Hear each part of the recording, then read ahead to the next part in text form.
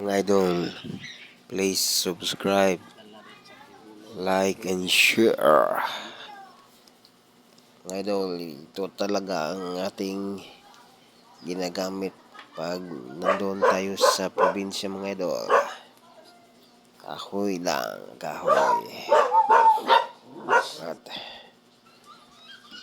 ito ang ginagamit pag yung malaking kaldero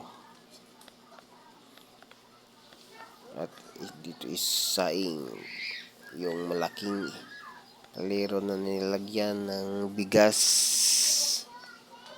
na kalahating sako. Kayang lutuin tong kalahating sako sa malaking kaldero, mga idol.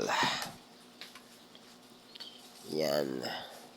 Ako na ning haonon, guys. Loto ng adobo, mga idol. Loto na. Gamit ang panggatong dito sa probinsya. Kahoy lang ang panggatong. Kaya tipid tayo sa gastos, mga idol.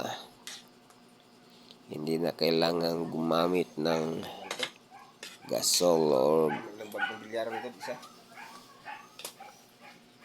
electric stove o gasol. Yeah, ito lang ginagamit natin, yung kahoy na panggatong, please.